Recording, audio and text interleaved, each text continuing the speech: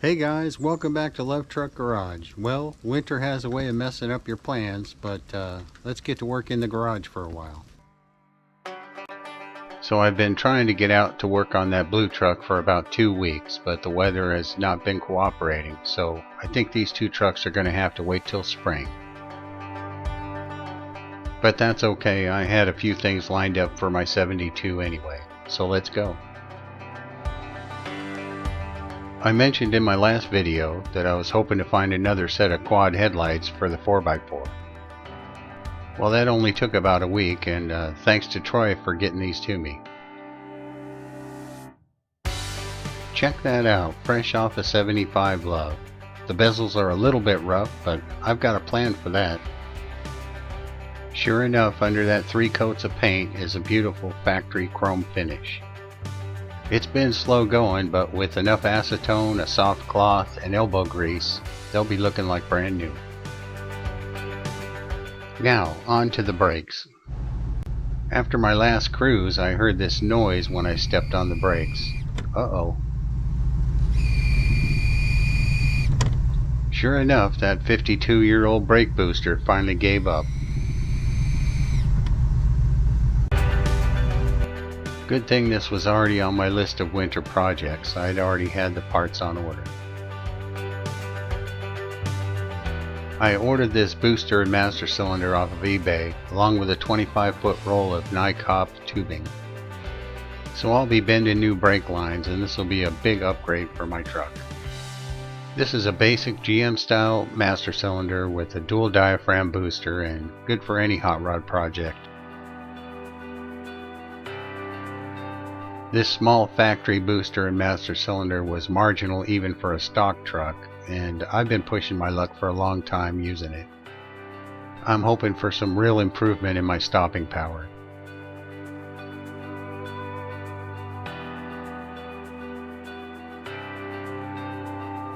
If you haven't seen my video with the hood hinge mod, you should check it out, as this sure makes taking your hood off a piece of cake. And when you're all done, it goes right back on with no adjustments. You just can't beat it.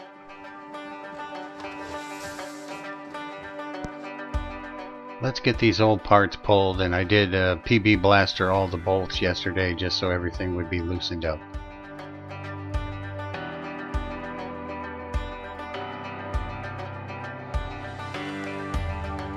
I'm trying not to spill any brake fluid / paint remover anywhere.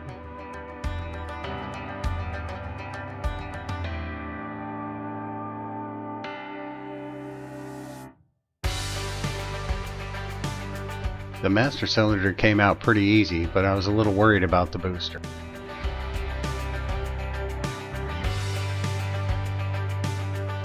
Those booster bolts were factory tight and had never been off before.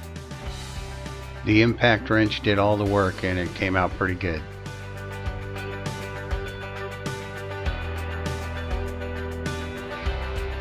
I made a template for the new booster, and let's see how she fits.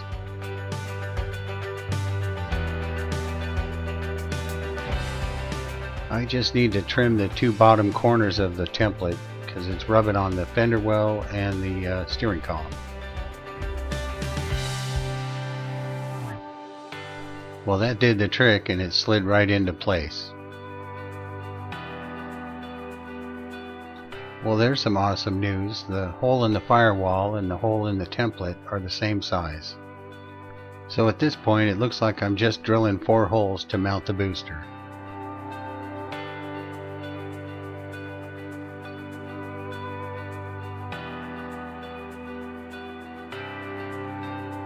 Now this booster is about 2 inches in diameter larger than the factory one. Let's see if it fits in there.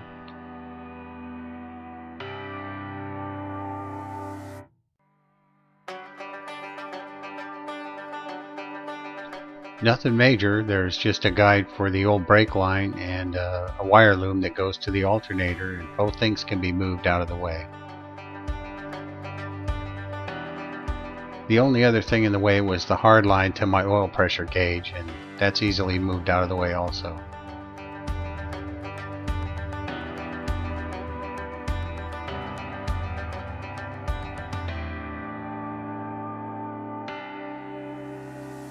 So there it is, sitting about where it needs to sit, and I'm not touching the fender well or the steering column or anything. It looks pretty good.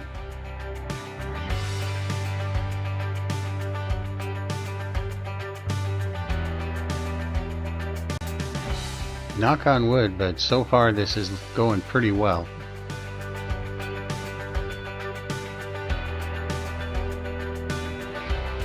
So here's kind of a closer look. You can see that brake line clamp down below, and then the wire loom to the left, and then my hard line for the pressure gauge is right there too.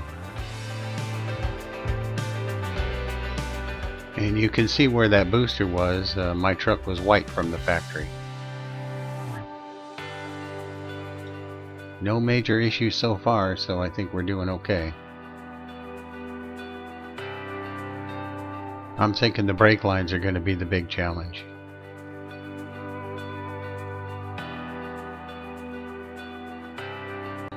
Let's compare these two boosters. It's hard to tell from the camera angle, but the booster rod is exactly 4 inches from the base.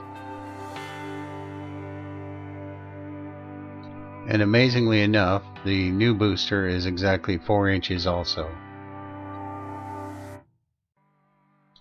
That sure makes life easy.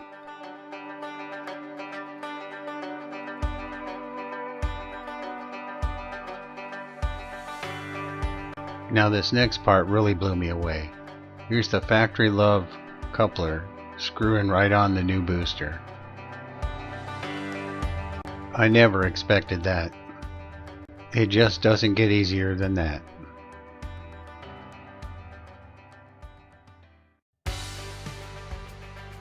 Hey guys, that's going to wrap it up for today. We got a little bit done on this brake project, but there's more to come for sure. Still looking for a good brake flaring tool. If you have any suggestions, leave a comment down below. But we'll see you next time. Thanks for watching.